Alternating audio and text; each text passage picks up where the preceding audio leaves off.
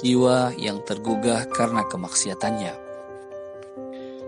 Setiap orang berbeda-beda keadaannya. Ada yang kaya dan ada yang miskin. Ada yang senang dan ada yang sedih. Ada yang berparas bagus dan ada yang parasnya kurang bagus. Ada yang sehat dan ada yang sakit. Jangan lupa mereka juga berbeda-beda sikapnya. Ada yang taat kepada Allah Subhanahu wa Ta'ala dan ada juga yang bermaksiat. Syariat Islam sebagaimana tidak membolehkan sikap menghina, mencaci, dan mengecilkan seseorang terkait kondisi duniawinya, dan melarang sikap merasa sombong dengan mengecilkan dari orang lain dalam aspek duniawi. Juga melarang sikap seorang muslim menghina dan mencaci seorang karena kemaksiatan yang dilakukan orang itu. Islam juga melarang seseorang merasa bangga dengan ketakwaan dan ketaatannya dibanding dengan orang selainnya. Islam lebih melarang lagi sikap membongkar dan menyebarluaskan kekurangan dan kekeliruan orang lain. Saudaraku para pendengar sekalian, sikap menghina seorang muslim karena ia melakukan dosa sama dengan sikap menampilkan kegembiraan di atas bencana yang dialami seorang muslim. Dan ini jelas dilarang dalam Islam.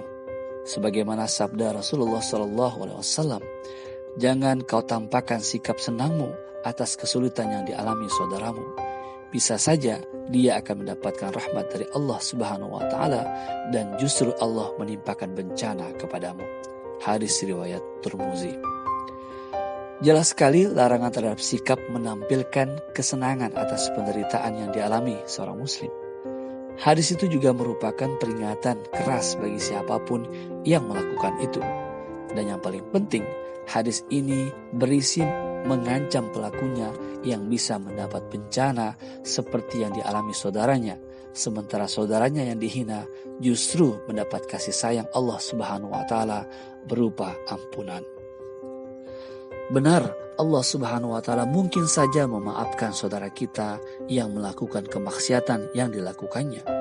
Allah Subhanahu wa Ta'ala bahkan sangat mungkin mengampuni kekurangannya dan menghapus dosanya melalui penghamparan jalan untuk bertaubat dan kembali kepadanya. Tapi kita tidak tahu jika Allah Subhanahu wa Ta'ala menguji kita dengan kondisi seperti yang dialami saudara yang kita hina itu. Apakah kita kemudian akan diampuni atau tidak? Apakah kita akan bisa bertaubat dari dosa itu atau tidak? Dan apakah Allah Subhanahu wa Ta'ala akan menerima permohonan ampunan kita atau tidak?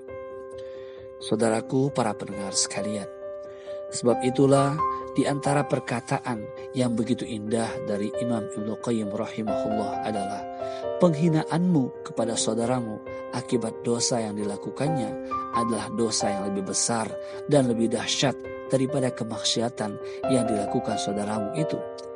Itu karena dalam penghinaan terkandung unsur kesombongan, tertipu akan sikap merasa lebih taat dari yang lain, mengaku memiliki jiwa yang bersih dan mengaku tidak terlibat dalam dosa yang dilakukan saudaramu, serta bersih dari kemaksiatan kepada Allah Subhanahu wa Ta'ala.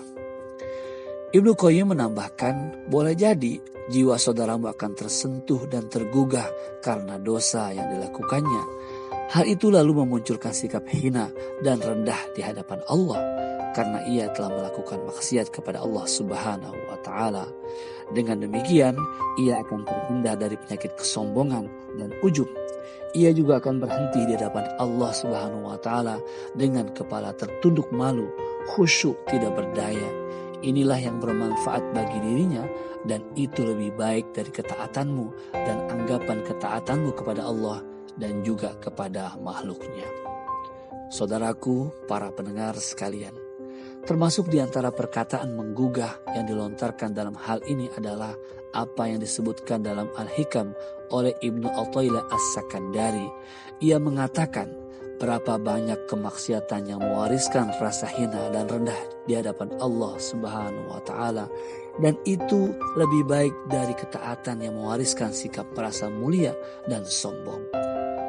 Perkataan Ibnu Athaillah ini sesuai dengan apa yang disampaikan oleh Ibnu Qayyim rahimahullah, bahwa orang yang melakukan dosa dan kemaksiatan itu sangat dekat dengan rahmat Allah Subhanahu wa Ta'ala.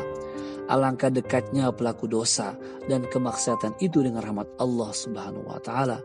Alangkah dekatnya orang yang sombong dan ujub itu dengan kemurkaan Allah Subhanahu wa taala.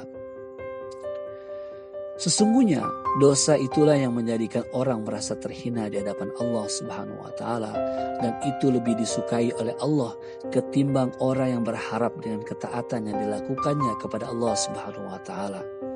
Jika engkau malam hari tidur dan pagi hari menyesal, itu lebih baik daripada engkau di malam hari melakukan qiyam tapi di pagi hari engkau merasa ujub dan sombong. Orang yang ujub amal-amalnya tidak akan terangkat kepada Allah Subhanahu wa taala. Jika engkau tertawa tapi engkau mengakui kekurangan dan dosamu, itu lebih baik daripada engkau menangis tapi engkau sombong. Isak tangis orang yang berdosa itu lebih dicintai Allah Subhanahu wa taala daripada gemuruh tasbih orang yang sombong. Demikian menurut Ibnu Qayyim rahimahullah. Saudaraku, para pendengar sekalian, maka termasuk kasih sayang Allah Subhanahu wa taala kepada kita adalah bila Allah Subhanahu wa taala menjadikan dosa yang kita lakukan sebagai obat yang bisa menyembuhkan penyakit yang mungkin kita juga tidak bisa mengatasinya. Inilah maksud dari apa yang dikatakan Ibnu Qayyim rahimahullah. Boleh jadi Allah Subhanahu wa taala sedang memberikan obat kepada saudaramu melalui dosa yang dilakukannya. Dengan itu penyakit mematikan bisa keluar dari dirinya, padahal penyakit itu ada juga pada dirimu, tapi engkau tidak merasakannya. Sungguh Allah Subhanahu wa taala memiliki banyak rahasia di balik ahli taat dan maksiat yang tidak diketahui kecuali olehnya. Rahasia itu juga sulit diketahui kecuali bagi orang-orang yang tajam mata hatinya.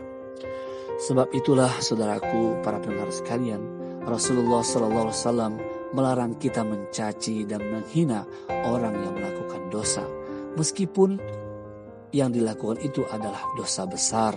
Rasulullah SAW menjelaskan bahwa puncak tertinggi yang dimiliki suatu masyarakat Islam adalah sebatas menegakkan hukuman sesuai yang digariskan Allah Subhanahu wa taala, tidak lebih.